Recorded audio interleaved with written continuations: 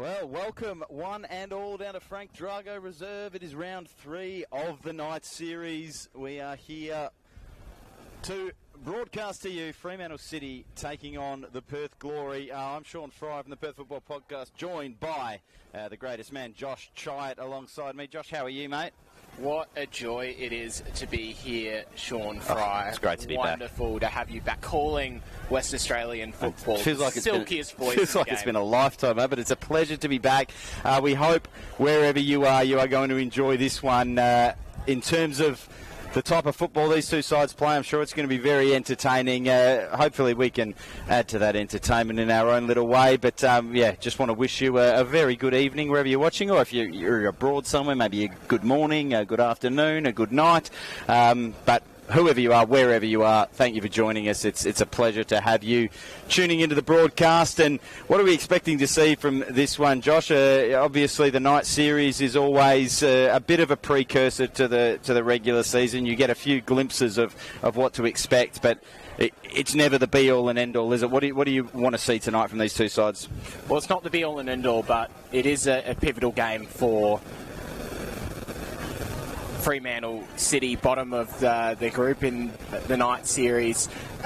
2 losses to start off the campaign, but a really good opportunity today to get a win back on the ledger, to get one over the Perth Glory. For Perth Glory, they've had a win and a loss, and they're still right in the thick of things, given that Armidale and Kingsway, who are both unbeaten on 6 points, they play tomorrow in one of the other games in this round. Well, as Kalichi said, it's one of those competitions where if you win it, you can say you won the night series, and if you lose it, you say it's just the night series. So it always adds a little bit of extra spice, given that there is a trophy to be won at the end of it. But for tonight, if Fremantle do not win, it will be the end for them, I believe. So do or die for them tonight in terms of this pre-season competition.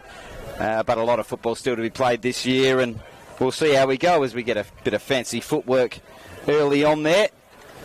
And the one thing you can say for Fremantle City, the 2 new coaches in the dugout in Scott Miller and Dale Wengel. So for them, coming off the success of last season under the departed coach Matty Sparrow, for them the night series is really about getting out and seeing what their team can do, who their starting lineup might be as the season shapes up.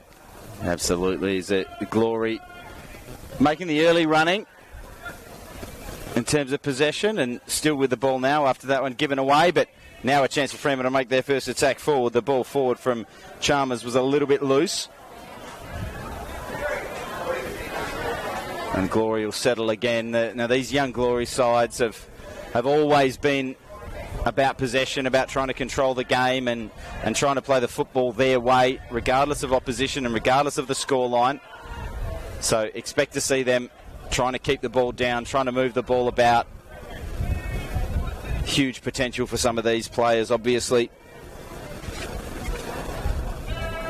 Kawango has been playing first team for the Glory. It's been great to see him progressing. And our notes here wanted to make a note of him making Tuffy look silly at the end of the playoffs last season in the night series. I'm not sure what that's about, Josh, but I'll let the listeners fill in the blanks if they do know. But a lot of talent in these Glory sides every year. We've seen a few go abroad, actually, haven't we, with the likes of Pierman to QPR and Daniel those Benny sort of made things. The same move as well. Yeah, absolutely. So it's a fertile hunting ground for good footballers, and really the struggle for the Glory is trying to keep them in Perth, in WA, and maybe keep them for an extra couple of years before they head abroad to these big opportunities. But whenever one steps out, there's always a few to step in and take their place. So we'll be hoping to see a few new lights shining tonight. A tangle of legs there, and the referees, I think, flipped a coin and chosen which way that free kick goes. Josh, I don't know how you picked that one. I think the struggle for, just going back to your point about the Glory, I think the struggle for this Glory team the last couple of seasons has been that they have had to progress players up to the first team. It's been a period of extraordinary turmoil in the history of that football club, and they just survived last season. They got through in the playoff against Dianella, a very comfortable win. in the end, that one, I think it was 11-0 when the shouting was that's about as comfortable as it all gets. over. But they'll be hoping that they can blood a few players who are going to be ready for first-team football, but make sure they're probably a little bit safer this season in terms of their status as the final rounds wind up. Oh, a bit of a hash of a clearance from that set piece from the Glory, but all's well that ends well as the ball ricocheted out for a goal kick, but they've turned it over immediately again. So Fremantle just starting to flex a bit of muscle here as Tapini squares, and they look to rumble forward through Festa. Obviously the ex-Floriat man. And here's the Glory looking to go forward again. A chance. Not taken. A goalkeeper with a big shout. Not happy with his defenders there. Apologies if we're not getting all of the names for the Glory players. We were given a team sheet, but a lot of the numbers are a bit wrong. We're just waiting on a team sheet through for them. But we'll get that when we can. That's the first corner of the match for Fremantle to deal with. Lofted to the back stick, arriving there. Kazumba took it on the chest and trickled over the goal line. One from the training pitch there, Josh. Had a lot of space. It did have a lot of space. You've seen those sorts of set pieces with Arsenal. All the players crowd around the goalkeeper. They create little pockets elsewhere. It's one of the big themes in football at the moment. Just turning to the Fremantle side, and a notable change that we've seen from last week. In the second half, they were really good after conceding 3 goals in the first half against Armidale. They squared it up in the second half, and they had plenty of chances to make it a bit more of a game. At half-time, they brought on Nick Santalucia and Charlie Betts on the right-hand side, and we're seeing them starting today as just rewards for very impressive performances last week. A lovely little touch around the corner there from Hekwach in the centre of midfield, showing his class early. And speaking of class, how was that little pirouette in midfield? Long ball forward. Dealt with initially. And fizzed into feet there. A nice pass, but really well defended there by the big man, George. Festa starting well. Fremantle looking to turn in off the left wing. A little tug of the shirt, and I think the apology from Kazumba might just be one of those where you say, please don't give me a yellow this early, ref. It's only the night series. This early in the game and this early in the season. We did see a very early yellow last week for Callum Dobbs from Armidale in the game against Fremantle. We took down Shab McCullough on the edge of the box. Taj Bingler switched over from the right wing over to the left wing to start this game, and he's looked lively. A couple of really good touches, got him behind early. We'll see if he has a bit more of an impact on the game this week than he did starting last week. Another set piece for Fremantle for the Glory to deal with. Kazumba again, he's been busy early on, gets a header away. Long diagonal is a little astray, and the Fremantle skipper nicely back to his goalkeeper under a little bit of pressure, but you're okay to put goalkeepers under pressure these days, Josh. They're all so good with their feet. Pass didn't connect. I'm not sure if he exactly wanted like that, but Riley Woodcock, very experienced campaigner, showed all his composure there to take that ball and find his goalkeeper with his back to goal. Yeah, a few good signings over the last couple of years for this Fremantle side. This is Charlie Betts looking to get forward and blast one off the shins, I believe, of Liam Starr, if a team sheet is to be believed, and out for a Fremantle corner. So a few set pieces. They're testing out the big bodies of the Glory. They are a young side, obviously, by definition of being this under-21s team, but they do have a lot of tall timber in there in the box. Not least the goalkeeper, Jet Warner, young man. I saw him a couple of years ago, and he's probably shot up a foot in that time. He's looking really commanding these days. Yeah, it's scary to think that a lot of these guys still have a bit of growing to do. And the ball to the back post, just a little high. Festa unable to get over the top of it and knot it down. So he'll make the long journey back to centre half. or left back, is he? No, he is centre half, and Riley Woodcock shifting across. As the Glory look to build from the back. They haven't really managed to get much of their slick passing moves together so far in the early stages. A tackle in there, looking for a foul. The Glory man, is still down.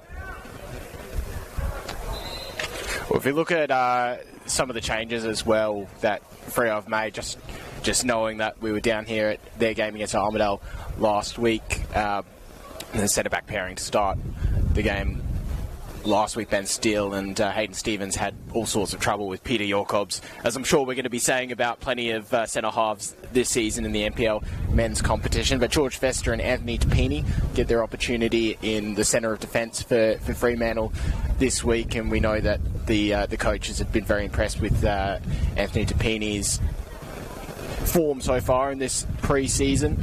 Ali Galami, he gets another opportunity to impress in the centre of midfield. He actually dropped all the way down to the Sunday Leagues. He's moved around, hasn't he? Yes. Remember him at Coburn. He was one of the best players that last season he was there.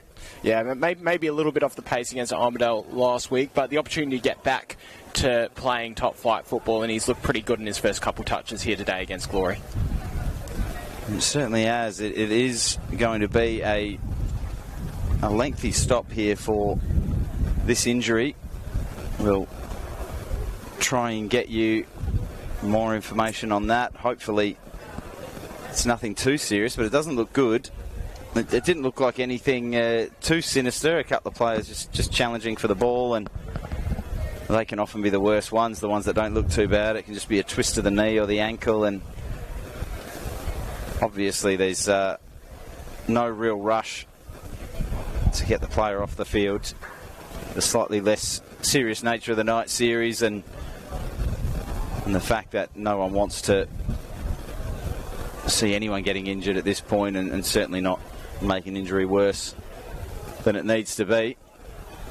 It does look like we will need a substitution here. The stretcher is on its way out. So not a good start to this game.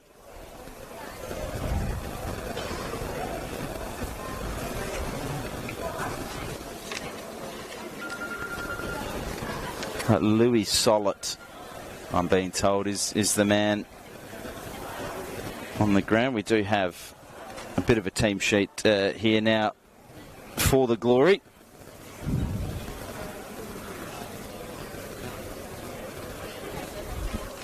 Alexander Bolton, Christian Puea, Daniel Yankolowski, Diabrio Warner, Ngo, Sollett, Mpunga, Despotovsky and Kuzamba.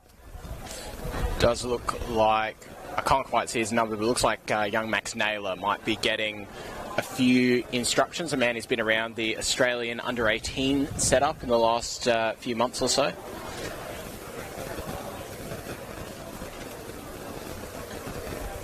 Really impressive, actually, the number of players that have come through WA who've been making those Joeys and Olyroos and Junior Socceroos teams over the last few seasons. You mentioned Pearman, who's seen some minutes over there. Daniel Benny is another one. Whole range of young West Australian talent. They've had their opportunity to shine on the national stage. Alex Bolton, who's on the pitch today as well, he's been in and around the Joeys. Absolutely. I should make mention of Kuango. He's been the nimble little left winger that we were mentioned earlier on, as the applause comes for the injured Louis Sollett. He is on the left wing there, the number 64, Ngo. Is Max Naylor coming on the pitch as well to lead the line for Perth Glory. The number 64, a number sure to infuriate Perth Football Podcast's traditionalist, Kalichi Osunwa. But not Nintendo fans like me who grew up in the 90s, Josh. One of the greatest numbers of all time. And here is his chance, right on cue. Swept across field there by Bolton. Bit of a scramble, and it'll come back to Bolton. And back out to Ngo. Looks to curl one. deflected and he gets back to it. Tried an ambitious volley with the outside of the right boot there. I'll tell you what, if that flies into the top corner, you're looking at an early contender for goal of the night series. I thought you were going to say goal of the season. I'm not sure we're allowed to give them out. No, I'm not giving them out that early and that easily, Josh. But yeah, it would have been a stunner. A nice little turn there in midfield by Mpunga, getting his frame in the way. One errant pass early on from Mpunga, but he looks to have settled into this game a little bit easier. Glory have just had a bit of a spell of possession. I thought Freo dominated the first 5 or so minutes of this game, but they're coming into their own, the young side.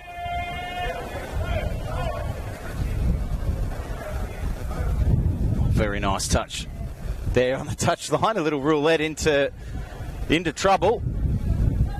Fremantle will pick up the scraps.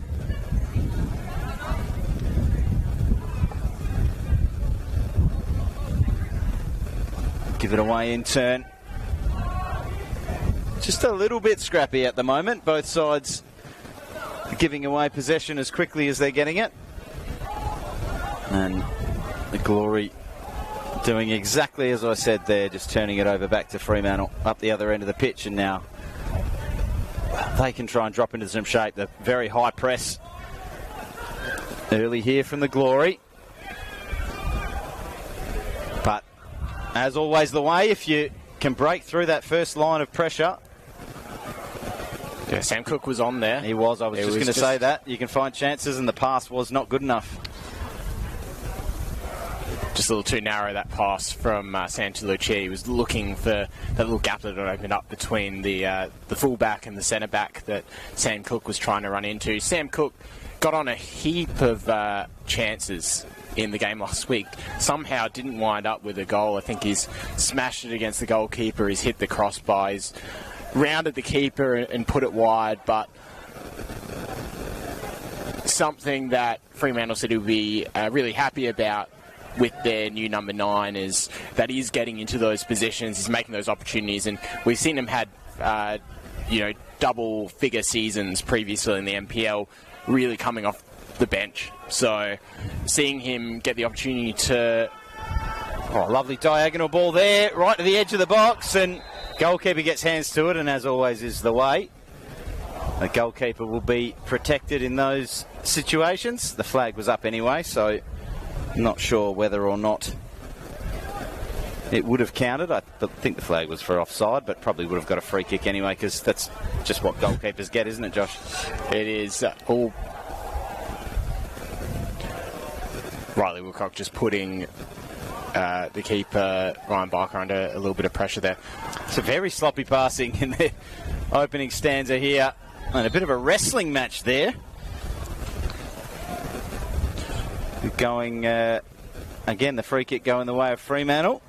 Looked a bit 6 of one, half of the dozen of the other to me. But another chance to load one up and launch it into the box if they choose to do so. Johnny Chalmers over it and just chips one down the line. Bingler can't corral it before it goes over the line. And look at all those purple shirts pressing high and looking to force a turnover as they've done so. Created a chance.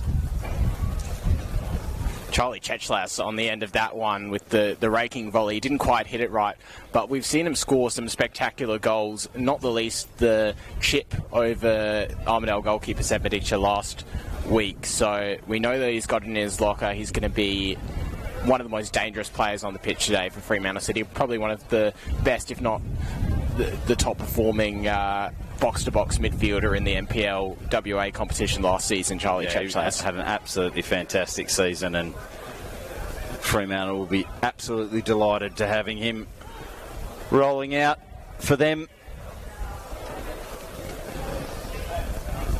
Certainly if he performs as well as he did last year.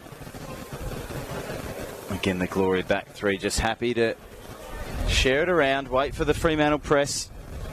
But Fremantle not looking to push anyone forward, so he spots an option over on the right wing, but Kazumba can't bring it in. There's been a couple of chances for him to make an impact going forward. His just first touch has let him down a couple of times. But a chance now for the Glory. Ball in the box, blocked behind. It will be a corner. And we'll see what they come up with here. That last one was the ball over the top to Kazumba, unmarked at the back post that he couldn't rein in. We've seen some pretty good last-ditch defending so far today from George Fester and Anthony Tapini at Fremantle. They're being let down by some of the passes in front of them. They're just giving the ball up too easily in that middle third, and that's where Glory's opportunities have come. It's pre-season, so Josh. far. It's pre-season. We'll give them a break, but yeah, it's going to have to get better. And here's now a chance for Fremantle on the counter-attack. So often with football these days, these corners and set pieces can actually make the opposition more likely to score as you throw numbers forward and leave space in behind. The team's so organised and so clued into that as an avenue to goal. No harm this time for the Glory. Just really feels like a game where you need someone to show a little bit of quality, doesn't it, Josh? A bit of class. There's certainly enough of it out there. But the focus, obviously, in this pre-season is form, fitness, and a few tactical tweaks, getting ready for the season proper.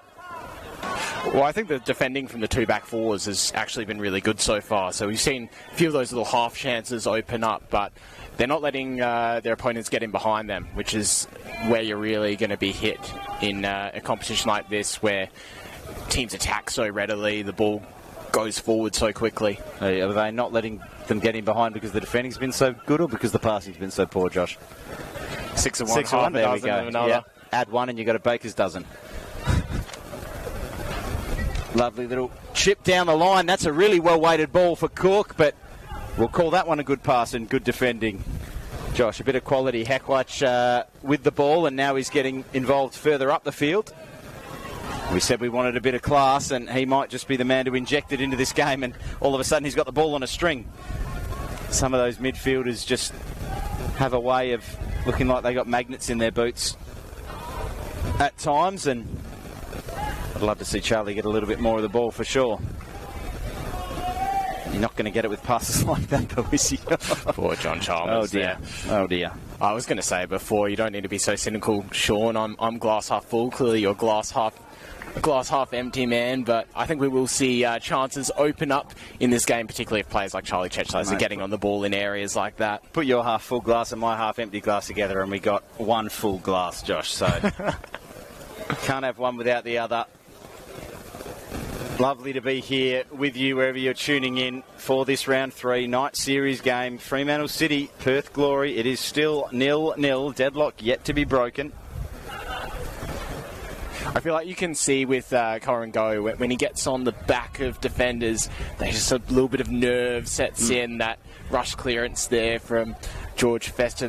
They definitely single him out as a player that's going to create something for the other side. Yeah, not the easiest of conditions, we should say, as well, to play on. The pitch not quite at its finest, and a bit of wind blowing through. No disservice to, obviously, the groundsmen and all the people that work so hard at this club here, but in the pre-season you get a lot of games in a short period of time, and I'm sure come round 1 it's going to be in superb nick, as it always is. But yeah, as I said as well, that breeze sort of coming through, making those balls in the air hard to judge. Clearance there from the man you mentioned earlier, Ali Golami. Be very interesting to see what kind of form he gets himself into this year. We know he is a player that can perform at this very top level in WA and several levels below it as well. Here's a ball to the back post and a chance for and go. Not dealt with too convincingly by the Fremantle trio there, but in the end, the man in the blue shirt diving on top of it. I think there's a really important touch in from a man we spoke about earlier, Nick Santalucia. Just took it away from Coringo. He was lining up to smash that volley in at the back post. That little feather touch just took it off its path.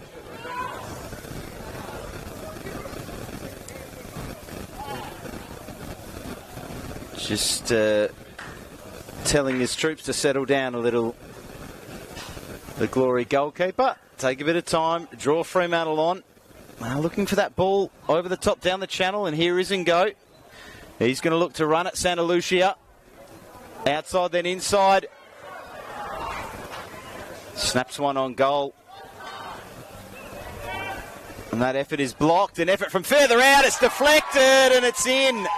I think that took a nick on the way through, Josh. I don't know if you saw it better than me. It looks like it's just skimmed off the head of George Fester there. You could see it from his reaction. He's really frustrated with himself. Not much he could do about that. Not much Ryan Barker could do about that in the Fremantle goal. Really unfortunate way to concede. They've defended so well so far, but you have just seen a few hints that Glory is starting to take the upper hand in that game. In this game, Corin Go, that half chance just before, just taken off his toes by Nick Santalucia, and now the strike from the distance I think it was. I don't, Giovanni De Breu. It's impossible for us to know whether that one was on target or not. But for his sake and for the defender's sake, we'll say it's De Breu's goal. Well, it looked like it was going straight down the gullet of the goalkeeper, Ryan Barker there, the pelican catching a fish, and unfortunately it's just been diverted by the head of George Fester. Really unlucky one for Fremantle, who have yet to fully land a punch in this game, but have had some moments of quality as well. Yeah, sad tale for all Pelicans out there. Getting your dinner snatched away from you like that. Fremantle look to answer.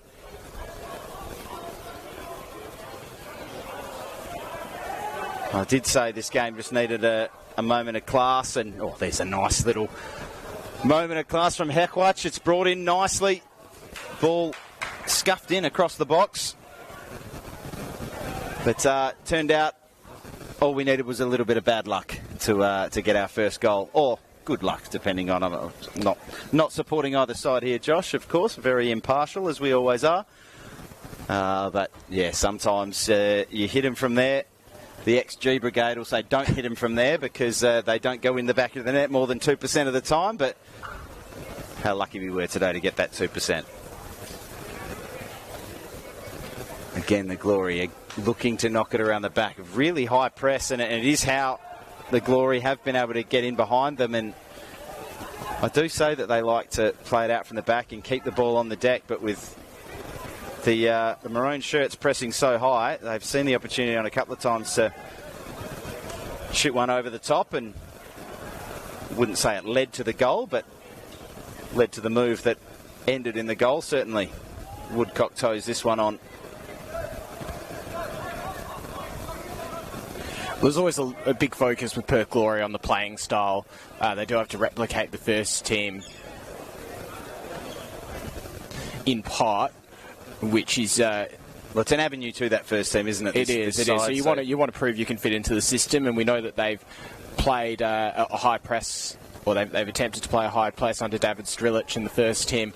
They like getting the fullbacks forward, and we're seeing a bit of that from Kazamba and from Palela today as well, from the Perth Glory reserves team, I suppose you can call it.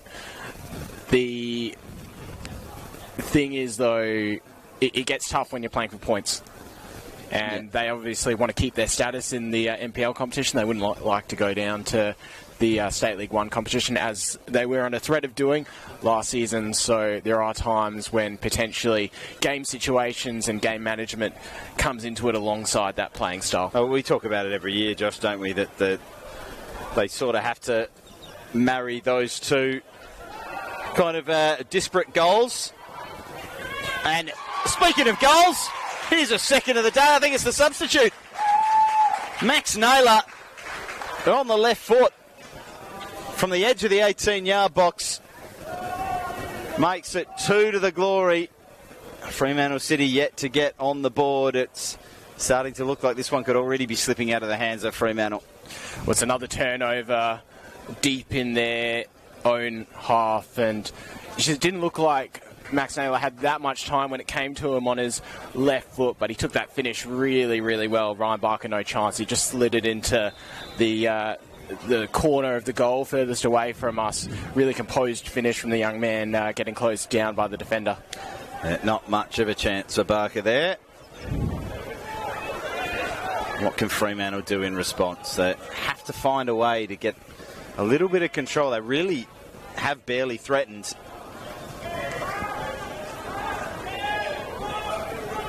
It's not been the way they would have liked this one to start. It's a Glory look to thump one forward. And we do have a special guest here on the broadcast that we're about to introduce. He will tell me if I've completely butchered the pronunciation of his name. But we've got Maurice O'Terry, former club president.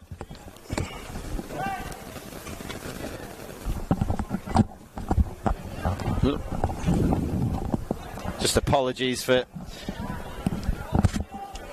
technical difficulties. Check. Sorry there, guys. Apologies for the technical difficulties. Maurice, you've just come in and destroyed the whole show, mate. How are you? I'm awesome, but I'll get better.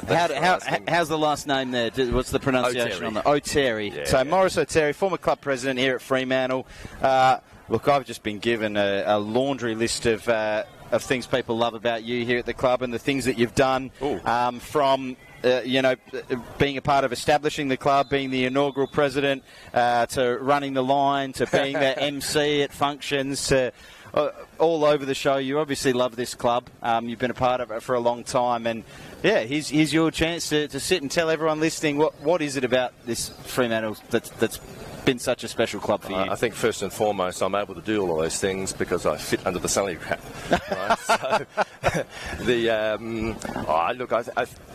I've always said from the formation of the club that culture is everything, and if I'm willing to serve at any level, then I'm really proud of the whole current committee and past committees actually doing all the same thing. There's no hierarchy. There's no one that's any better than the next person. We all pitch in and do what we've got to do. A proper community club. Yeah, 100%. We're volunteers with absolutely no expectation in return.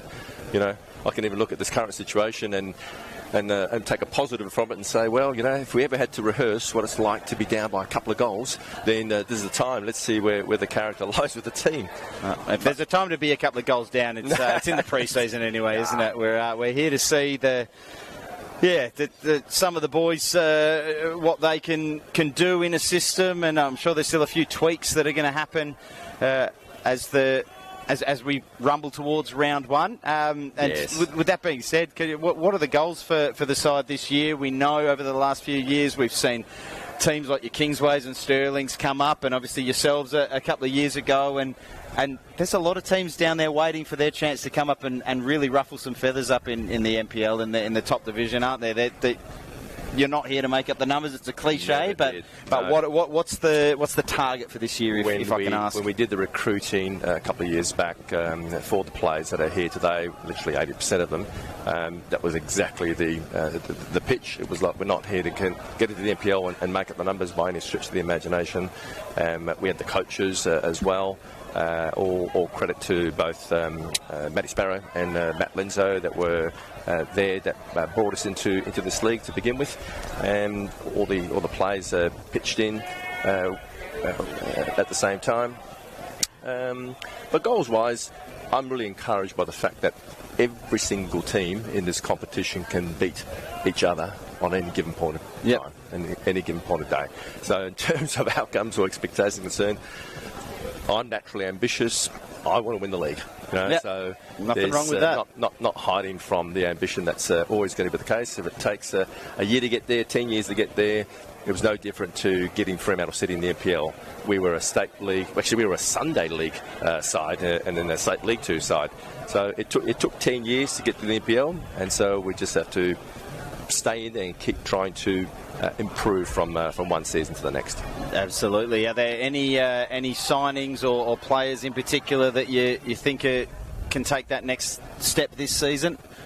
Yeah, absolutely. There's a couple actually on the bench. There's a couple away at the moment as well. It's primarily the strikers that we lost from last season.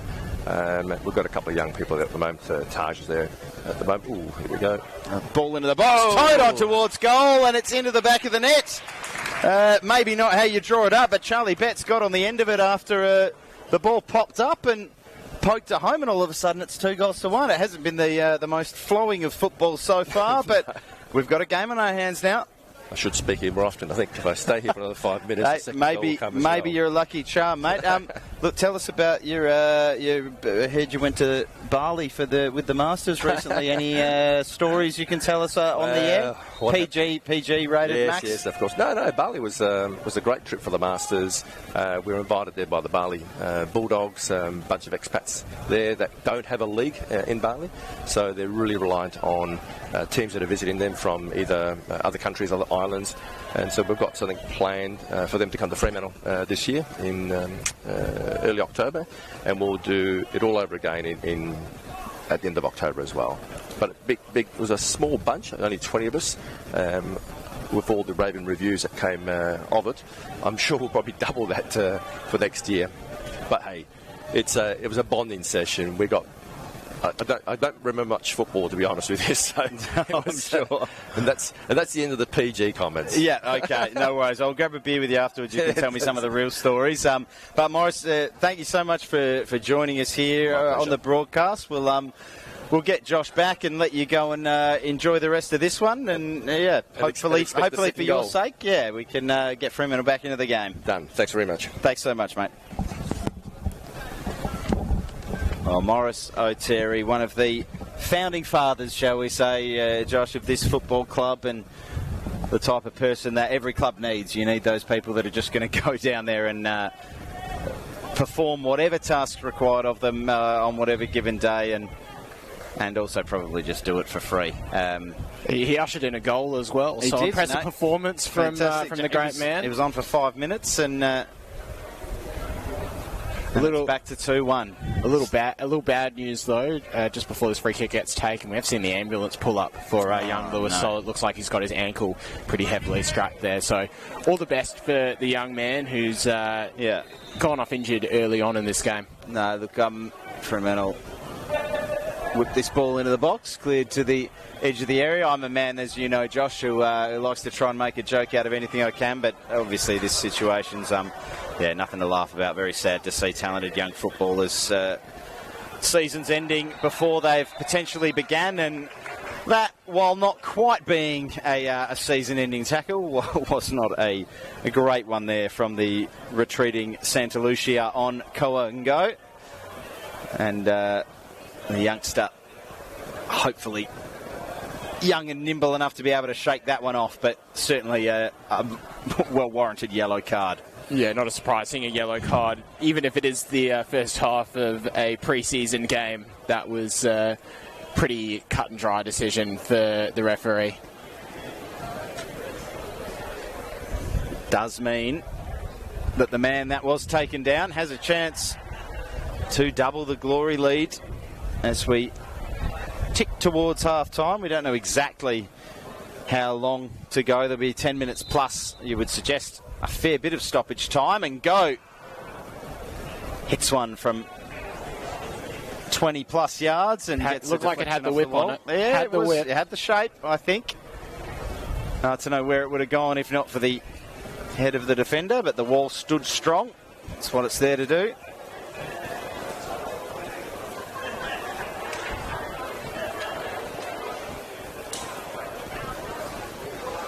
And if you wouldn't mind getting that Glory team sheet up on your phone again, Josh, my memory's not as good as yours. And I wouldn't want to miss the goal scorer if they can find the back of the net from this set piece. Doesn't beat the first man, but they'll get another chance.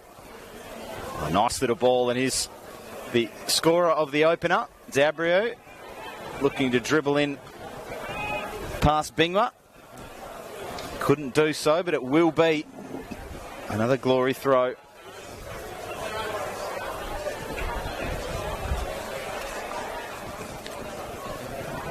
Kazumba rumbles over to take it.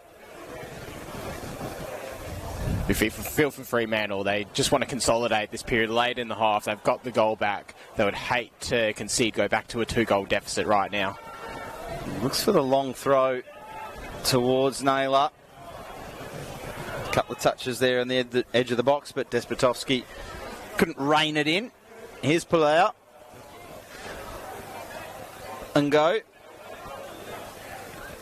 Oh, and off he goes. Look at that. Beats two. Inside, outside, inside. A couple of step overs. Certainly looks the liveliest threat on the field at the moment. And the ball's going to come to the back post. It's not going to reach him. He was waiting there and perhaps could have given the big man in front of him a shout. It's Max Naylor heading over, but I think Ngo was in prime position there if he didn't have it snatched off his head. Starting to apply a bit of pressure. Here's Ngo again.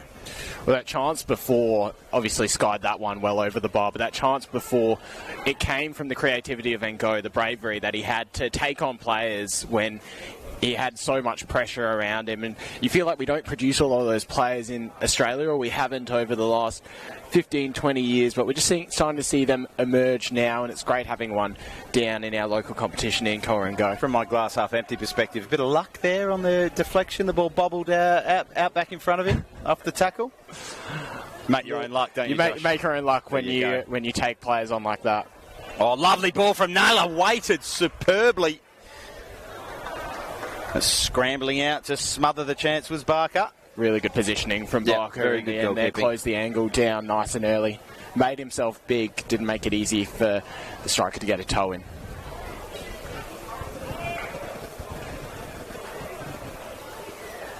Kazumba making his way forward into the back post area. We've seen him for these corner kicks. It is in his direction. He gets a head on it. From right on the edge of the 6-yard box, but just sort of skimmed off the forehead. Out for a Fremantle goal kick. It's been a good period of pressure from the Glory, hasn't it? It has. They're starting to knock on the door a little bit. As we were saying, Fremantle before, they really don't want to concede before the half-time break, but Perth Glory, they would love to restore that 2-goal lead. Psychologically, it'll be so important for them going into the second half. Is this another one of those football cliches we're going to have an argument about, Josh? The worst time to concede being just before half-time? Where do you stand on that one? I don't know if it is or it isn't, but you'll say it anyway. Yeah, well, but there is the psychological aspect, right? There is the psychological aspect. You go into the rooms, everything changes. Changes the half-time team talk changes. The half-time team talk. And that is a cliche, but it does happen as well. It does. Certainly, I would say that neither side want to concede before half-time. Potentially, neither side want to concede ever, sure. I mean, if you get to choose, that'd be fantastic. But it would be great for Fremantle to level things up. And as you say, if it's the Glory that nab a late one, it starts to look very difficult for Fremantle to get back into this one. They did get the goal when we had Morris on the air, but they haven't looked convincing. They haven't put too many good balls into the box or had any real clear-cut chances. And it was a little bit of a fortuitous one, but taken well. But it's all Glory at the moment, starting to pen City back. And they're looking happy to just take a bit of the sting out of the game and let Fremantle come onto them, make Fremantle pull themselves out of shape. Don't rush anything, wait till you've got a good opportunity, and then yet again this ball over the top for Ngo. It's been an outlet all game, but he went a little bit early that time. And the flag on the far side is raised for offside. You almost feel like you don't need to when you've got his pace as well. Yeah. So that's another cliche. You know, you're looking down the line, you shouldn't be offside. Yeah, it is a real skill being able to time those runs. And certainly these young teenagers and 20, 21-year-olds need to learn exactly the time to go and the time to stay. And it's one of those things that the higher you get towards the top level, you really do need to make every inch count. So you try and time those runs perfectly, as Santa Lucia did there on the retreat to clear for another Perth Glory corner. Just wave after wave of pressure at the moment. Yeah, we're not taking stats on it at the moment. We don't have them available to us, but geez, there's been a lot of corners for Perth Glory so far. Surely one of them is going to stick. It certainly has. And once again, the big man Kazumba, he was the target last time.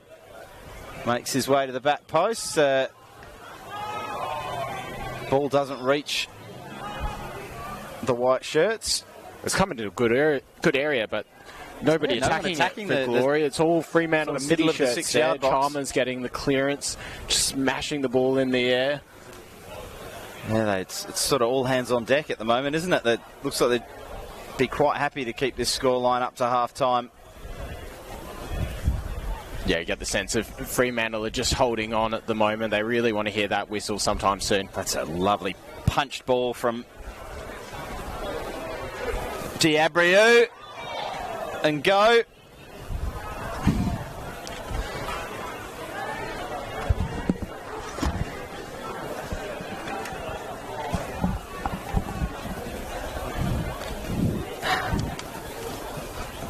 Apologies if you can still hear us. We are having some technical difficulties with the headsets. Yeah, not sure if you could hear us there. A bit of magic from Sean Fry has just fixed the situation. Mate, give it a blow and give it a wiggle. And we were talking about the Nintendo 64 before, and that was always the way you got that thing working. That was blowing on the cartridge, right? Yeah, absolutely. You just shake it around a bit, blow the dust out, and hopefully that's what I've done with it's a bit like Homer Simpson, like hitting the top of the TV to try and get the channel working. And there's the Simpsons reference from Josh Chide. If you had under 45 minutes, you've won. Go to Sportsbet and collect your payout. It is like that. As the Glory look to just continue to control the latter part of this second half. Haven't seen a lot of that Fremantle midfield. We've seen even less of the big man up front. If I was going to get really specific with the reference, it's him going out in the storm to get the Dedrick Tatum fight working. Yes. I remember the episode. The stolen cable episode. Please do continue to get as specific as possible with any Simpsons references, because I'm sure that's what the fans want to hear. Let's Glory go forward once more. Diabriou, he's starting to spray things around from the middle of the park, starting to take control of things. Diminutive number 6. Dribbling in there off the left wing and unable to beat everyone was Adrian Peeney, but beat a couple. And once again, the ball is out and will be placed by the corner flag for the Glory to whip it in. Plenty of promising players out on this pitch from Perth Glory. We've spoken about it so many times. Debro spent a little bit of time with the international invitee squad at Bayern Munich last season. Kazumba at the back post is going to head it back across, but the flag is up. Referee hasn't seen it yet. I think we've just got a goal kick. Ball's already gone out. Yeah, Debray with that kind of travelling team with Bayern Munich last season. Obviously, we've seen Nesteri Iran-Kunda move to the European Giants from Adelaide United this season. So Australian talent, including from Perth, looking to head towards the top level. And that is the half-time whistle. I did just want to make a quick mention before, is that corner went out for the goal kick, and we had one of the classic local football quotes from behind us of, watch the bloody game, ref, as the ref was watching the game and so didn't see the flag raised behind him. So they did get to the right decision in the end, and we have reached half-time with the score Fremantle City 1, Perth Glory 2. The opening goal for Perth Glory deflected. Diabriou's strike. The second was a much more clinical finish from Max Naylor from the edge of the area into the bottom right-hand corner with the left boot. But then we got a goal for Fremantle while we were talking to one of their club legends to make things a little bit interesting. Charlie Betts poking in after a bit of a scramble from a ball in from the left-hand side. We do have a game on our hands here. It is Fremantle City 1, Perth Glory 2 at Frank Drago Reserve. Round 3 of the night series. We'll be back after half-time.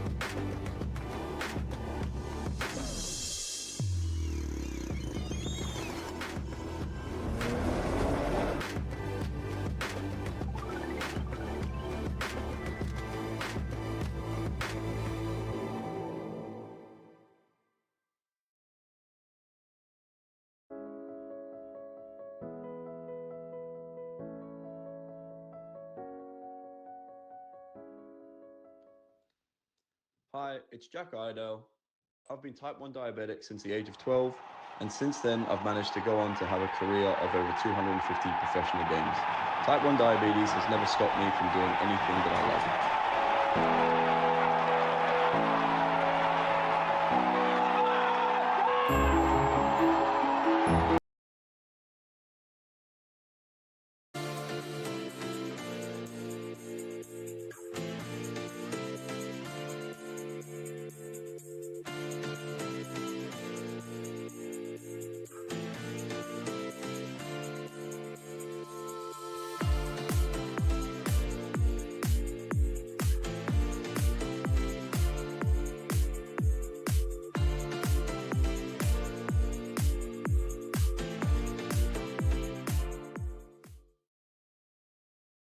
No one was born a hero. It's an everyday journey. There are no shortcuts, no days off, no perfect scenarios. Things won't always go the way you expect. But overcoming challenges is part of the game too. Your time is now. When passion runs through you, become your own hero.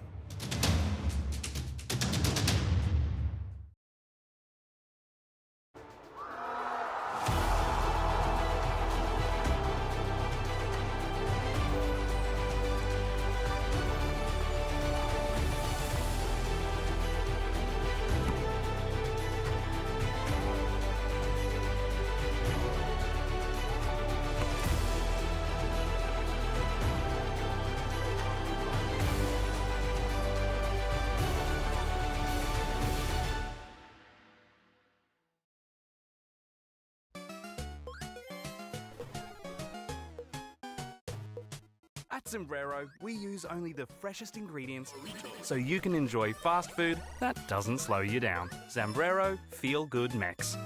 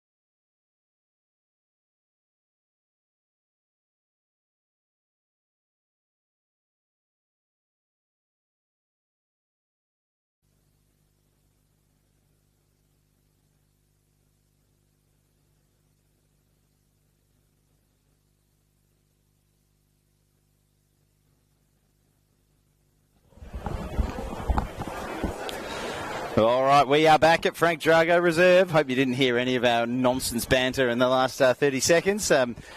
But we are here for the second half. Round 3 of the night series. Fremantle City taking on the Perth Glory.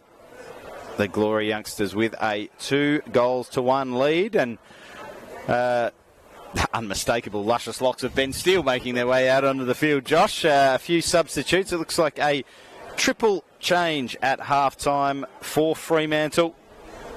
Shubba Makala coming on along with Carl Moody and the aforementioned country boy, man close to my heart, Ben Steele. A few ex-Floriat boys in the wings here. Yeah, import according to our friend Colicchio Sunwa last week. An import? We're calling him an import, are we? Bunbury, a whole other land. A nation unto itself. Well, good to see him getting some time, and I'm sure he'll be an important player. He's been at the top level for a little while now, and now is really time for him to start to kick on. He's just come on for George Fester. I think the 45 minutes, all that. Well, in fact, George Fester's gone over to the right, so potentially get it right, mate. Nick Santalucia is the player that's made way. It's just, as I said, ex-Floriat players coming out of the rafters. We're not going to see Nicholas Ambrosio tonight. Josh, he's not on the team sheet, but he is in the squad. Import, obviously, league winner, stalwart at the Athena. He's going to be such a big introduction to this Fremantle City team, Nicholas Ambrosio. Never a massive goal scorer, but always but a such scorer an of massive goals, scorer would you of massive say? goals and an important link player, I think, in that number 10, often false 9 role when he was playing Florida. He's just been a terrific servant of the game in the 5 years or so that I've been covering football here in WA, and it'll be great to see how he does, along with a lot of old ex-teammates coming over to join the Citizens in their maroon strip. They are attacking to the left of screen in this second half. The Glory in all white attacking to the right. I'm Sean Fry from the Perth Football Podcast, joined by Josh Chiat from the very same place. How are you feeling about this second half, Josh? What did you take out of the first one, and what are your predictions here for the final 45? Well, I think Fremantle obviously getting that goal back to cut the deficit to 2-1 against Perth Glory. They were under the pump towards the end of that half, and they were definitely keen to get into the rooms and regroup. They made 3 changes. Shubba Makala is a really interesting one to come onto the pitch. Obviously, Charlie Chechlaz is going to stay on the pitch. Here he goes. He is getting involved here. You say Chechlaz, I say Hechwash. Let's call the whole thing off. Ball out to the right wing. Juggled and controlled, but couldn't be controlled because the Glory defender had him in some kind of wrestling move. I don't know whether it was an arm bar or a suplex, but whatever it was, it was a bit deemed like a illegal. full Nelson to me. No, Josh. No, Josh. The full Nelson is from behind, as is the half Nelson, and you should know this. Speaking of Nelson, you want to throw in another Simpsons reference, or are you good for now? Fremantle free kick too easy. From the right. Woodcock looked like he may have been thumping one on goal there. The old try and catch the goalkeeper out from a position where you expect the ball to be whipped into the 6-yard box and hit it with some power, but deflected out for a corner, and an early chance for Fremantle to square the ledger, as it were.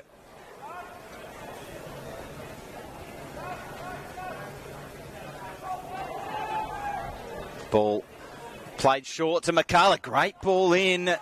Well, the shape and the whip were good, but the direction too close to the goalkeeper. It was an interesting corner routine there. Just changed the point of the attack. Goalkeeper's come and hard in the mouth for a second whenever you do that and the ball gets behind you. That spared his blushes by his defender. Here's Hechwash again. Really trying to find McCullough, but really experienced defending from Riley Woodcock there.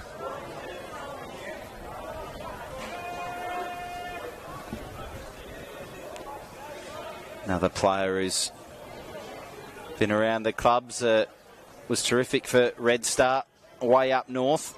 Now he's head down to the about as far west as you can go. And the shot from Cook trickling harmlessly wide. Hecklaz or Checklaz, I think it may have been. Charlie Checkers, I've heard him. Well, yeah, called they do. They call it. Oh, sorry. Yeah, it's the 8, not the 9. I'm an old man now, Josh. I'm almost 40. Just got caught up underneath his feet. I think he really wanted to be able to just take that one a little bit wider onto his right foot. Give it the Hecklaz hammer. Couldn't quite do so on that occasion. Only works with your pronunciation. He just had to try that little dink with the outside. He had to try that little dink with the outside of the foot. Just didn't come off, but he's got it in his locker. They need to be wary. He's starting to get a little bit of influence over this game. Yeah, you go off, mate. Here's McCullough. Lovely first touch, a lovely second touch. Chance to turn.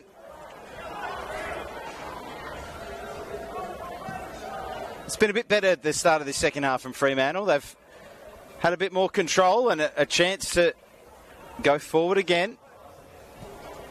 Another dangerous ball into the box. It's going to fall for Woodcock. He takes a touch and surely was fouled. He went to ground like he was anyway. Has a look at the ref in utter indignation that the decision didn't go his way. But gets up and gets on with it. Here is Charlie, this time getting fouled. And this time the referee does decide to blow the whistle. Woodcock still not happy that he didn't get the decision earlier. And I think the referee's probably saying, well, you got it now, mate.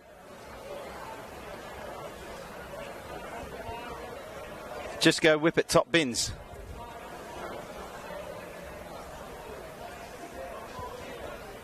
It's an interesting position, this one, because you think it shapes up for Hecklaz on the right foot or McCullough. Yeah, Woodcock was not just a spot shaping for a left footer, is it? No, Well, unless you want to try and whip it low around the wall. Yeah, Woodcock was just shaping to maybe dink it into the back post there for... It will be Shubba McCullough, and he tries to catch the keeper out.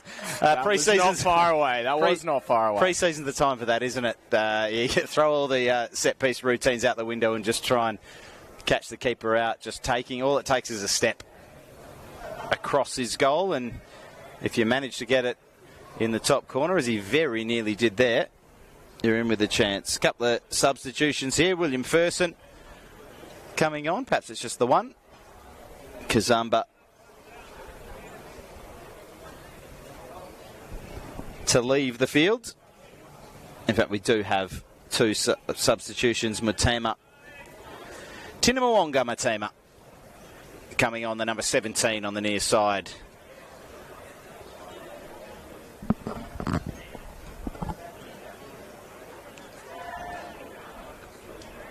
Long ball forward, dealt with by the defence. And again, at the second time of asking, quick throw taken with this multi-ball system in effect. I always wondered about the multi-ball system when they started talking about it in the Premier League. And it sounded so fancy, didn't it? And it was just a ball on a cone. Was it not just what we were already doing, but less efficient? No, it was just we didn't have the cones. Ball boys. We didn't have the cones before, so there was nowhere to put the balls. Now they've got them on the cones and they call it a multi-ball system. We're getting rid of the ball boys. Did present similar thing in the AFL. Actually, they had like just like a bucket behind the goals. They were talking about it like there's going to be a ball disposal unit that will get play back into as quickly as possible. And yeah, it's great inventions in history: the wheel, the lithium-ion battery, and the bucket. Oh dear, it's pre-season. We can talk about this stuff. Long ball forward for the Glory. Looking to, you would think, almost put this one to bed if they can get a second, or as though Tommy Dolman will tell you the 2-goal lead is the worst in football. Doesn't know much about football. He's a Leeds fan, isn't he? So Fremantle on the hunt for that equaliser. Statistically, you do win something like 90% of the games once you go 2 goals up. You don't have to argue this point with me, Josh. Give me a 2-goal lead any day. It's one better than a 1-goal lead and not quite as good as a 3-goal lead. The 1-goal lead is what the Glory have at the moment. Hekwach flicks on to Makala. Woodcock on the overlap. A substitute does really well there to stay with him and stay inside. The fresh legs doing the job for Matema.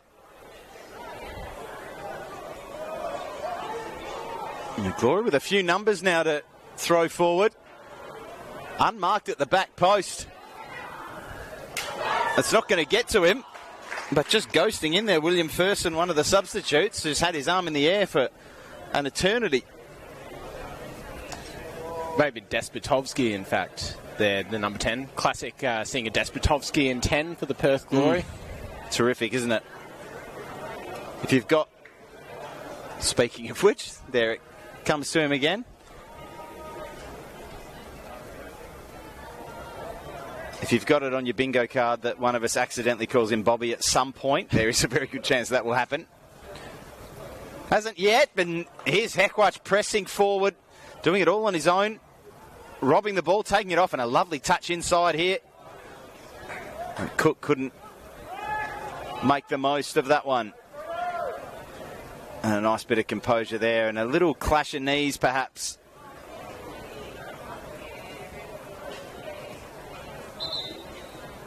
And it looked like one of those, again, where not a vicious tackle, but perhaps just an unfortunate knocking of the knees. Looks like the youngster will be okay. Riley Woodcock goes over and gets a bit of instruction from the touchline. A couple of notable names on the Glory team sheet. We mentioned the son of Bobby 10, Sebastian Despotovsky. There also Alfie Knight on the bench, son of Gavin Knight, a one-time gold medal winner back when he was playing for Sorrento. Still playing last year for Morley Windmills in the Sunday Amateur Premier League. Playing in his 113th season, I believe. He's been around for a long, long time. Fantastic servant of the game over here in Western Australia. It was one of the veterans when I was just starting to follow the league, and just had that habit of popping up with a goal when it was most needed. A goal really needed now for Fremantle, and they've got a chance here to get a ball into the box. And just over the head at the back post. Looked like Kyle Moody there, just couldn't get up to meet Shub McCullough's cross. Needed probably another couple of feet in height there to be able to get on the end of that one. But Sam close. Cook on the end of that one. He's been shuffled over to the right wing. Yeah, they have moved things around up front, and whatever they're doing seems to be working. It's been a good start to the second half of Fremantle, hasn't it? They've looked a lot more dangerous than they did probably for the entirety of that first 45. I think they've turned the tables on Glory a little bit. You can see them pressing really high up the pitch. That's what Glory were doing so effectively early on in the game in the first half. And here we go. Glory now being forced to go long. That long ball. Woodcock will back himself in the air against William Ferson, but let's see how they do on the ground. Ferson drops it back, and we're going to be kind and call that a dummy, Josh. Thought he had a player behind him. Just completely fluffed his lines. I'm glad your glass half full now, Sean.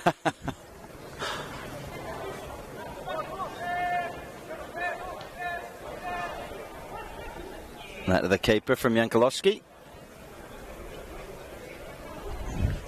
Woodcock again. Just winning that aerial battle. It's amazing what experience does for you in the air, but he's caught out of position here. And the ball a little long for Ngo, still managed to be curtailed. And tracking back and doing a superb job defensively there was Chalmers. And now a chance for Fremantle to go the other way. Makala. We know what he can do. Terrific footballer. Had an injury hit year last year and had a struggling Inglewood side, so it's Good to see him back out there, back on the pitch. He's a fantastic footballer, isn't he? We've seen some terrific highlights from him over the last few years. Woodcock. McCarla couldn't get on the end of it. Defended well by the substitute, Matema. And the move ends with a foul on Dabru.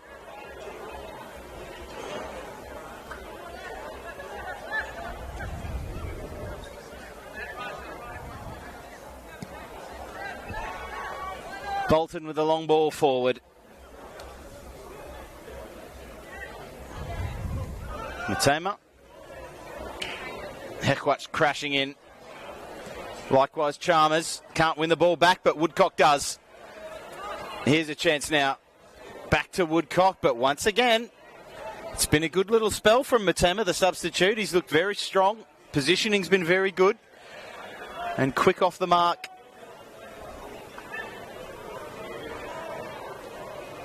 Nice little turn there from another one of the substitutes. Ferson again.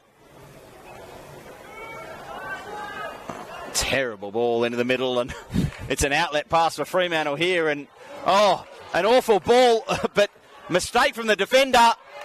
A couple of dummies, and rolled into the back of the net. We've got an equaliser. Well, a moment that he would rather forget there, Melissa Mpunga. I mean, there's about 4 players there who I think would like to have those last 30 seconds back, but somehow the ball has ended in the back of the net. Not a pretty goal by any means, but Carl Moody was on the end of it. It was, a shocking ball. From the glory, they went front to back and made mistake, and then the ball ended up almost rolling straight through the keeper into the back of the net. Not one they'd want to see back. I'm sure that's how Ali Galami hoped that ball would end up. He winds up with an assist. I'm not sure he imagined that was quite how it would come about. Kyle Moody, though, once he did get the other side of Mpunga, really great composure from the Irish import to finish that one underneath the body of the goalkeeper. It's one of those, you have a lot of time to think about how you're going to place the finish, and he looked cool as a cucumber.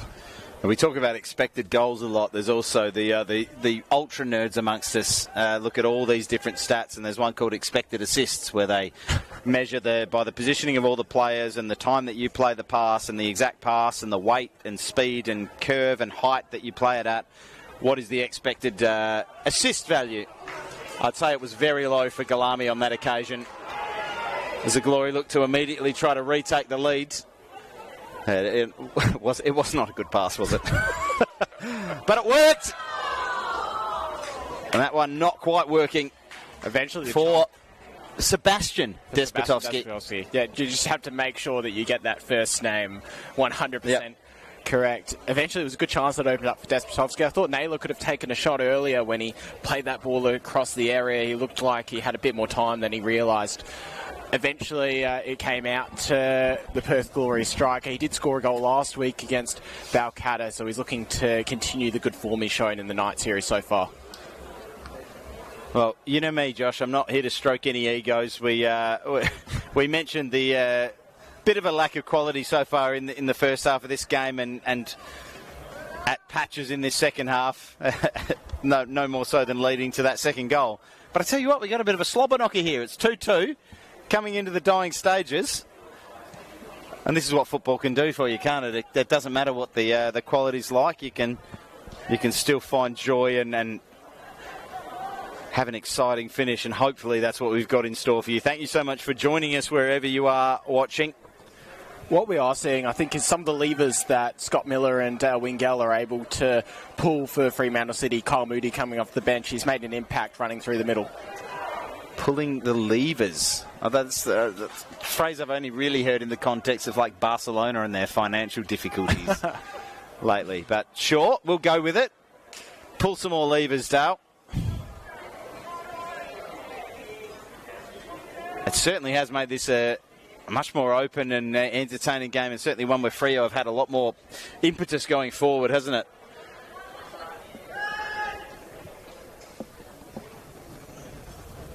We'll see if there are any more levers to be pulled from the benches. I don't think we've used all of our allotted subs yet, have we? No, in particular with Fremantle rolling off 3 at half-time, then obviously the window stays open to them to make plenty more as the half continues, as they go now chasing a winner, having scored that equaliser through the boot of Kyle Moody. We will see if they can make any more changes before the substitution window slams shut. That's what windows in football do, isn't it, Josh? You don't just close them. Once that transfer window closes, it slams.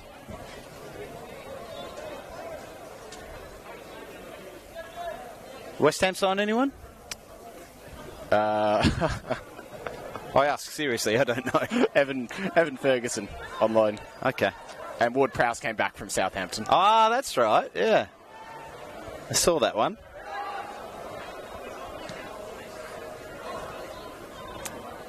Hechwach offside, despite his protestations.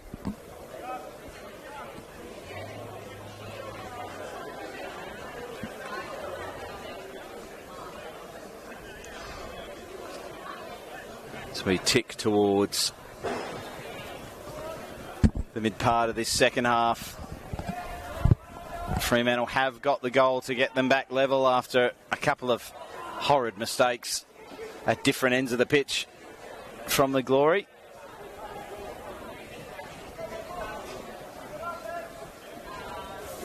Anyone's game.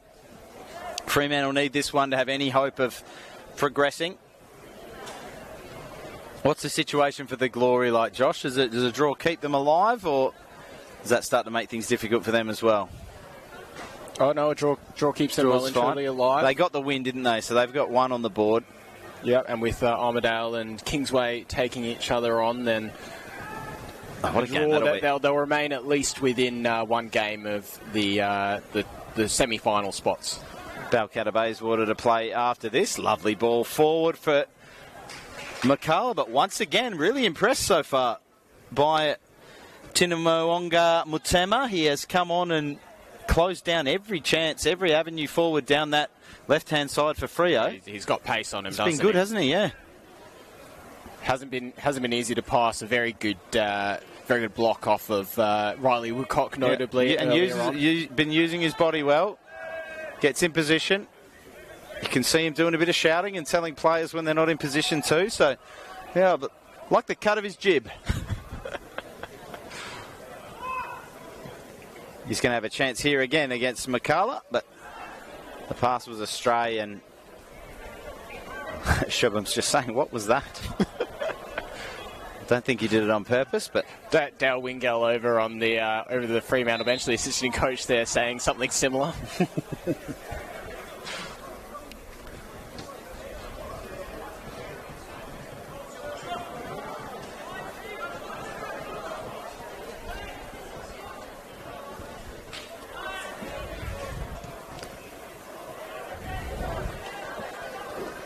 Lovely switch there. Hechwach. Woodcock drifting in.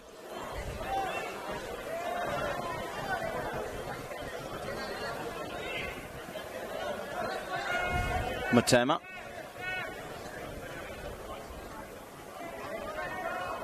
Jankulovski back to Pini. And out the other side they go. Nice move, good patience from the Glory. They found a bit of space here, and they've got Despotovsky in space on the right, and the first touch really lets him down.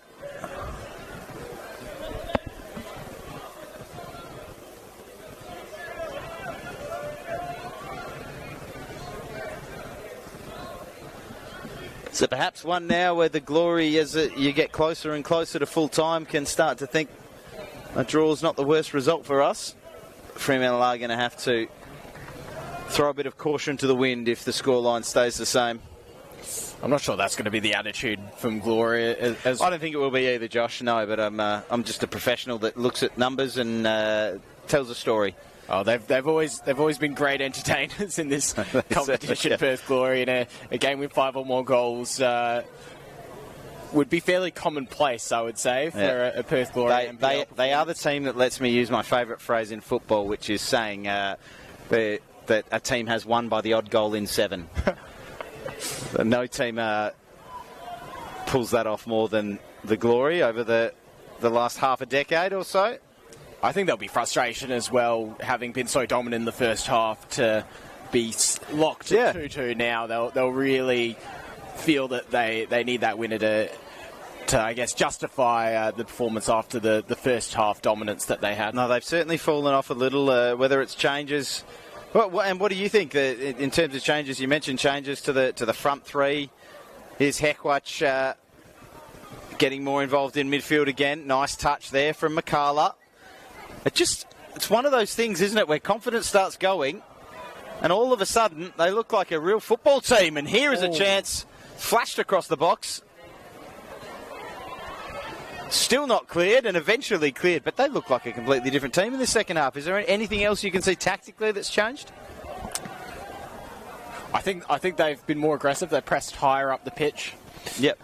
They've been able to do to Perth Glory what Glory did to them early on in the first half, which was put a lot of pressure on, win the ball high up the pitch. They forced mistakes out of Perth Glory. They've worked really hard defensively as well to make sure they get numbers behind the ball when they do get a lot of this crisp one-touch passing. Woodcock to Heckwatch to McCarla. He's starting to link up with a few moves down the left-hand side, Shubham McCarla, so he's made a difference. Yeah, and I think you've seen a bit of class as well. Speaking of class, Bunbury boy Ben Steele with the ball down the right wing. Cross into the box, wasn't quite up to the same standard, and once again in the right spot, Matama. Cutting it out, thundering into the back of his opponent there, Yankolowski, and he's just saying, well, I'm just bigger and stronger than him. You can't punish me for that, but unfortunately, Daniel, you can. If you overexert that strength. Josh, you'd know a thing or two about that. I'm a very strong man indeed. Not a surprise seeing a robust challenge from a Yankolowski. You have the face of a strong man, I'll tell you that. If you put your face on a big bodybuilder, I would say it matches. Like an old-timey bodybuilder exactly. with the moustache. Correct, yeah. Or the showman types. Yep. Not surprising, a robust challenge from a Yankolowski in this competition, if you remember his older brother, Christian. I do, yeah. Not afraid of throwing one in, was he? No, part of one of the scariest back three combos with James Bosdett and Luke Palmetier at Stirling. I don't know if Bosdett was as fearsome as much as annoying.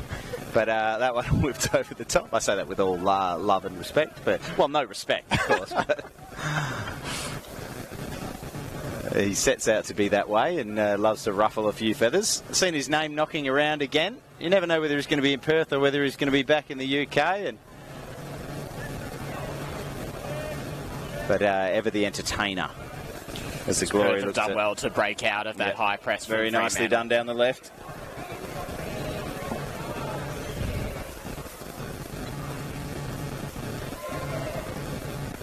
Unable to make it count, but that's the risk that Fremantle are just playing with here. They've seen the reward so far from that high press in that second half, but one pass in behind there and all of a sudden you're back chasing your tail. We're getting messages from the director of the Perth Football Podcast, Kalichio Sunwa, who I thought was supposed to be at a kid's birthday party wearing a Spider-Man suit, which is the reason he wasn't supposed to be here, but apparently he still finds time. Maybe he's got the phone in the suit there and he's watching the live stream. Kalichi, thank you for joining us. Thank you, whoever you are, once again, for joining us for this round 3, the night series, a match-up between Fremantle City, Perth Glory. It is 2-2. We are heading towards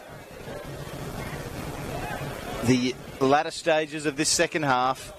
A winner yet to be decided. Fremantle needing a win to stay in the competition. A draw for the Glory, as Josh pointed out earlier. Not the worst result. And they'd still have a good chance of going through to the next phase.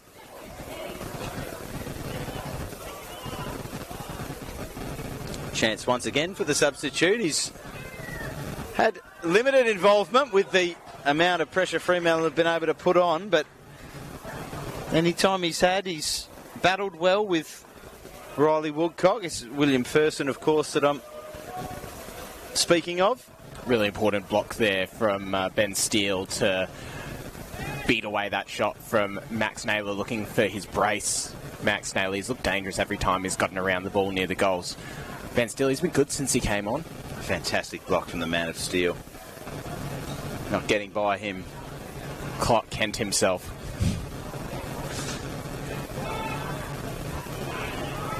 Corner not dealt with initially. Heckwash flicks it around the corner, but Fremantle can't capitalise on the counter.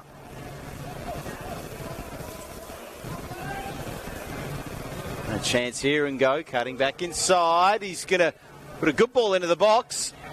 Headed down nicely, but unable to finish. The Glory big man up front. It was a nice touchdown from Ferson, once again getting involved. Hekwach finds the late runner. Once again, it's McCullough. He's been involved a lot, and let's get the XG numbers on that one, Josh. All I'll say is it'll start with 0.0. We've seen him score from similar areas, but I thought Chechlaz just... Oh, they're pulling a lever, Josh. I thought Chechlaz just continued his run there. He looked like he may have had a window in at the back post. Alfie Knight. Here we go. Sorry, I'll let you finish. A little bit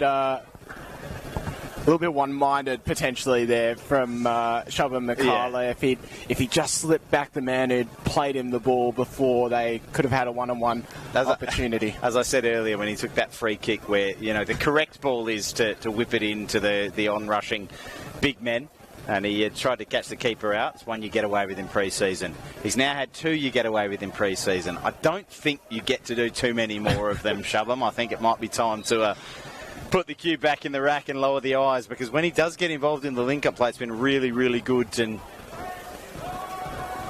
Fremantle have been looking far the more likely to carve out an attacking move that ends with a winner.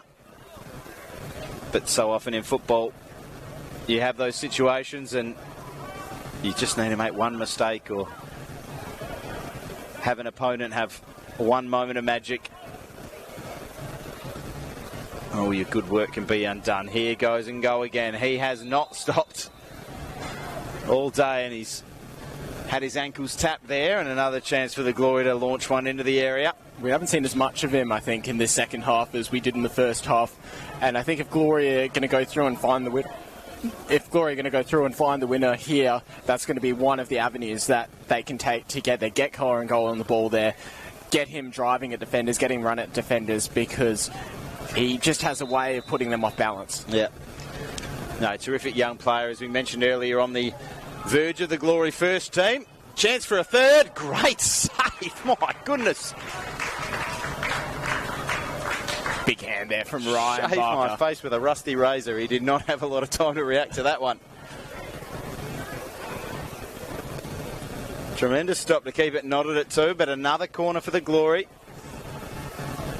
It's almost like they're listening to us. They're not putting enough pressure on, and they're starting to turn the tide here. And as soon as I give him a bit of credit, he whips in a corner like that. My grandma could do better.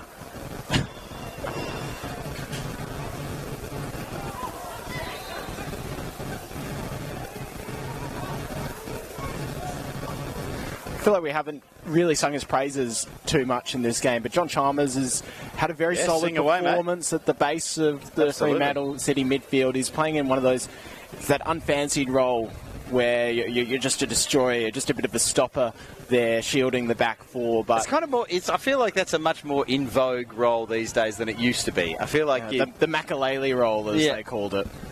Well, Sergio Busquets was, I think that first of that era where it became fashionable. Yeah, maybe more of a ball player in that position. Yeah, but also just, your main job is to just smash people when you get a chance to smash them.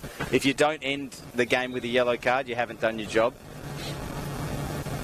And the accumulation of yellow cards that give you the suspensions is just cycles with your rest week. So it's all part of the plan. Another injury, it looks like, hopefully not a serious one. Looks like Ali Galami has just taken a kick there for Fremantle City.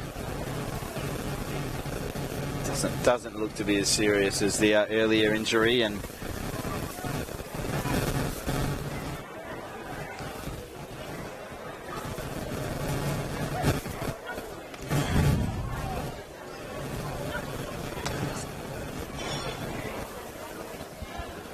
I think once again, hopefully Ali is okay as well, but we do have a substitute warming up in Liam Evans.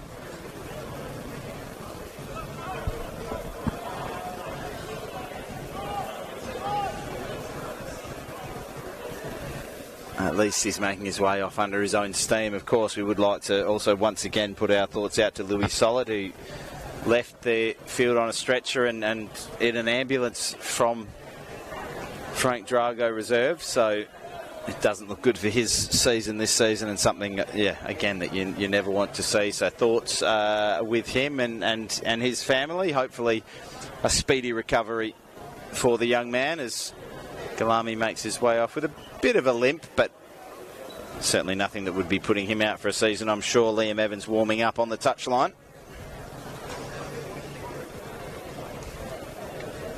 A solid run out for Ali Galami. Looks like he's finding his feet again at this level. Obviously, that assist helped with a little bit of fortune as well, but he put in a pretty good display. He was probably one of Freo's better players in that first half when they were really struggling. Yeah, it's just he doesn't deserve an assist. I can't. He did. Give him an assist. He gets an assist. It's football's stop nonsense, debating facts, Sean. I don't know if the defender got a touch on it. Does that invalidate the assist? No. How much of a touch do they need to get? No, they need to be trying to Does play it need the ball to be deflected in the by direction. how many degrees? They need to be trying to play the ball in the direction that You're making the ball's this going. up. You don't know. Yankulowski. Lovely touch around the corner there. Swivelling and throwing a left foot curler forward was Alfie Knight. Looking to dance through on the left side and unable to. It was a glory man cut out by the Fremantle defence and thumped all the way back down the pitch. Still 2-2. And go is down. Potentially another injury concern for the Glory. He has taken a few kicks today, Go. Sometimes if you can't stop them by legal means, you have to try illegal means. The type of footballer he is, I think he is going to have to get used to it. It is a part of the game when you are a nifty, tricksy winger like he is. There's a lot of players out there that you are going to beat, and they are not going to be happy that you beat them, and it'll flash through their mind that I haven't been booked yet and I can just give him one. There's a lot of bad men out there, George Fester included. I do not consent to that message, George. I think you're a lovely man. A lovely barber. Also, I think Ben Steele's a lovely man, but that wasn't a lovely challenge there. Thundering into the back of his opponent, giving away the free kick. Just starting to devolve back into that sort of scrappy game we started with. Neither side able to really make things stick on the ball. But tired legs can do funny things to a game. Openings can come out of nowhere.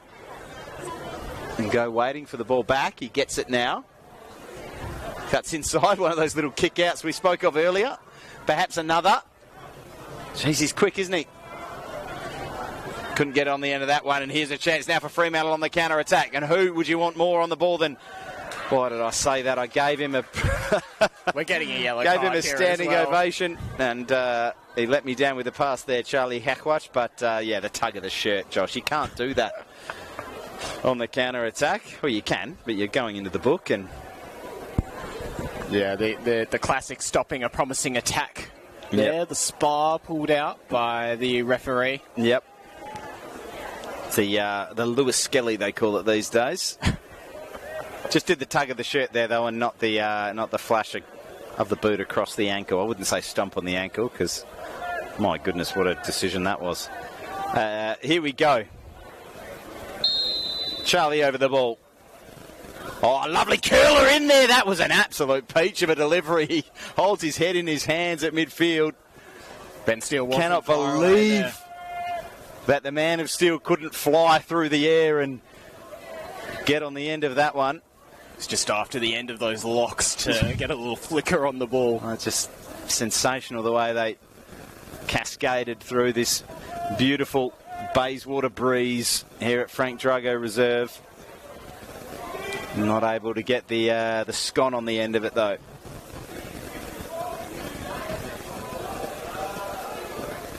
On ball forward, Steele and his keeper exchange a few words and the ball gets thumped out of play. Fremantle City 2, Perth Glory 2.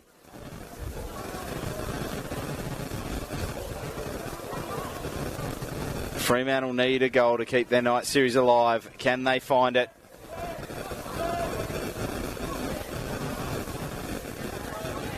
They are on the ball now. Shifting his way and then getting tackled by two players was Tapini, and here comes the young live wire. Corango. Wide to Naylor.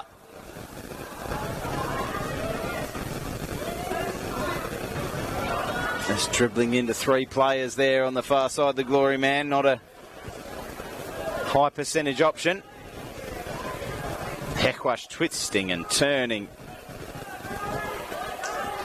He is a class act. Thought he was going to give it away again there after I praise him. He seems to do that. Woodcock back to Heckwash. That ball forward is not a good one. Matema starts a Glory counter-attack. This game's become very, very open over the last couple certainly of minutes. Has. Sean. Bolton plays it forward. A lot of spaces as the legs get tired. Perhaps players not quite up to their full fitness. Perhaps some players not quite wanting to put in 100% in the pre-season as well. I'm not making that wild accusation, Sean. No accusation, Josh, but if you're chasing a league title, you're going to put in a little bit more effort than round 3 of a night series when you're probably eliminated anyway. I'm just stating facts, as you like to call them. Has been a fun night of football here at Frank Drago Reserve. It may not have been the highest quality game, but there have been moments. Still just waiting for that one banger. We want that one great goal to go home with. And could it come here from this corner? It might come to the left of screen as McCullough plays one forward with the outside of the right boot.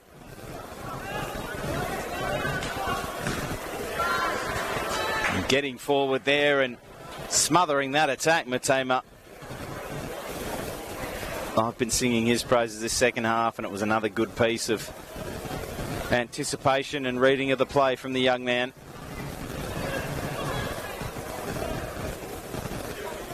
Well, the touch there was really important from Cook. Heckwash can stream forward. He's got a bit of time. He's going to look at goal, and almost the screamer we were asking for from the man who we know has it in his locker. Here's another man that we know has a bit of quality in his locker. Corango dances around a couple, gets fouled. He is an exciting young prospect, isn't he, Josh? He's been great to watch. It was a bit of a take your pick with that one as well. Which foul do you give, the first, the second, the third? They couldn't get near him. He's just not quite gotten to the game enough in the second half, but when he has gotten on the ball, he's really been dynamic. He hasn't quite had the forwards linking up with him, I think, and whether that's an understanding thing of playing enough games and having enough minutes on the pitch with your forwards, with your teammates. But, yeah, maybe players just not quite anticipating what he's going to do. As there's a foul on the far side, and obviously a very hard player to anticipate because he's one of the ones that when he attacks a player, attacks a defender, he probably doesn't know whether he's going left or right or shooting or crossing. But he certainly strikes a bit of fear into that back line of Fremantle City. Sam Cook just copying a yellow card there. A bit of high energy work to get back and help out his fullback, George Fester. Sure, George appreciates it. Well, he doesn't have to cop the yellow himself. Absolutely. Having copped a yellow, I believe, in the first half as well. No stranger to a yellow card. They just needed to share them around a little bit. Yeah. It was Sam Cook's turn to take the bullet for the team.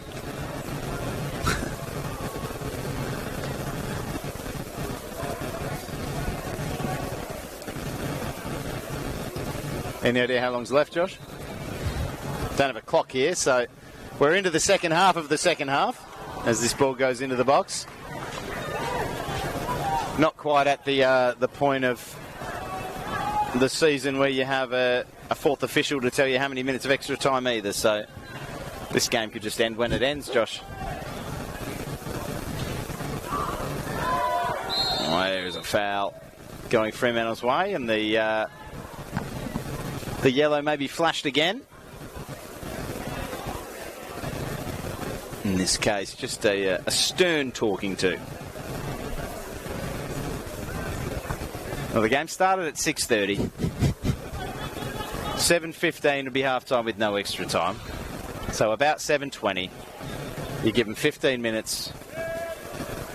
So you'd expect it to be about 8:20 when stoppage time would begin. You know all this when you're watching it on the stream anyway. I think they probably have the time up in the corner of the screen. So just look up there. Don't listen to us. What they don't know is that we had a long discussion at half time about who would start the timer. who would turn their watch We're on just to start ultimate the timer. professionals. Yeah, this is why they tune in. But about a quarter of an hour to go here at Frank Drago Reserve. Still looking for the goal that breaks the deadlock. We are tied at 2. That's why decisions can't be made by committee, Sean. Certainly if we're on the committee, we'll end up making random Simpsons references all day instead of actually making a decision, which is what we did. Here we go, ball into the box. Back post, it was a decent ball. It was turned behind. It looked like a Glory defender there, Jankulowski, but maybe not. We'll yield to the referees who had a better view. Here you go to Glory again. Bolton turning on the ball. Throwing it forward. Ha! Producer Kalichi tells us it's 91 minutes now. It's the absolute knockings of the end of the game. We are in stoppage time. So we had less time than I thought to find a winner. Maybe my arithmetic isn't as good as it was a few years ago, and we are actually out of time to find a winner, Josh. That is it. It is 2-2. That is the final score. Fremantle City 2, Perth Glory 2. A game that threatened to be entertaining at many, many moments. We did get moments of entertainment, as I said, but we got 4 goals. It was a pre-season game, wasn't it? Like, if anything typifies a pre-season game of football, it was this one, wasn't it? The team's not quite at their best, not quite used to the instructions and the shape, but enough quality that we had a good time. And what do you take out of this for both sides? Well, it got open at times in that second half, but I think come that last 5 to 10 minutes, the cues went into the rack. Not too many players were throwing caution to the wind, exposing themselves, trying to chase that winner.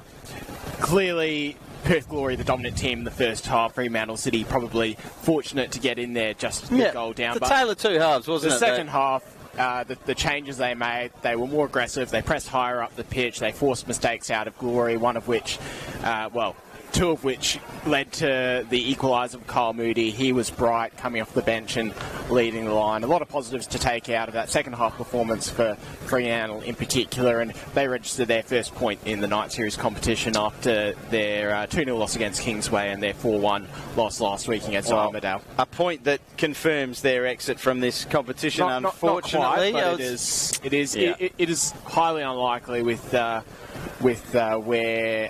the two teams at the top of the group are, knowing that 2 teams go through. Perth Glory still alive.